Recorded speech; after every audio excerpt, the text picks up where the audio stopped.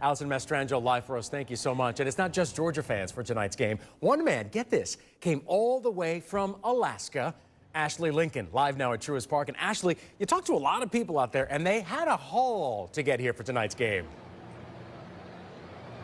That's right, George. A lot of people had a haul, but not quite like this man that we spoke to. He said this was a big game, not only for the city of Atlanta, but for him as well. That's why he said he thought it was important that he traveled all the way from Alaska to Atlanta for Game 6.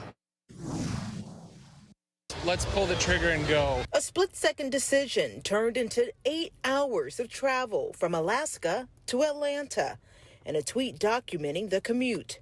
David Eller says he had to make to create lasting memories for his family.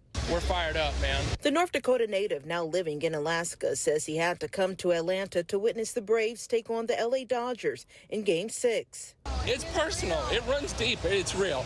He says his grandmother, who lived in Decatur, Georgia, would take him to Braves games when he would visit. My grandmother took me to a game in 1982, and the hook got set pretty deep. This is my license plate. When I graduated from high school and through college, these were my plates, and so I kept them. But, yeah, bringing some magic from Alaska. And we ran into other fans who traveled hundreds of miles away for Game 6. I'm coming from Starkville, Mississippi. Something I got to be a part of, you know? And LA Dodgers fans traveling all the way from LA. It's different seeing it on TV, but when you see it live, different experience. Go Dodgers.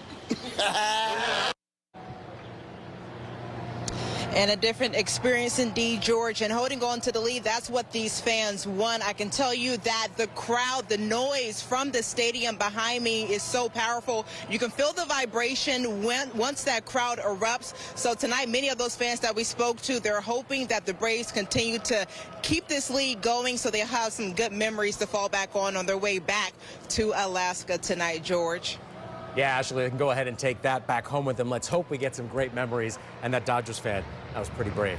Ashley Lincoln live for us. Thank you. Now, having the Braves in the World Series will be a big deal for Metro Atlanta, even if you're not a sports fan. According to the U.S. Chamber of Commerce, when the St. Louis Blues won the Stanley Cup in 2019, the city collected $300,000 in taxes for every home game. It's a lot of cash. Cobb County in particular has gained a lot of attention.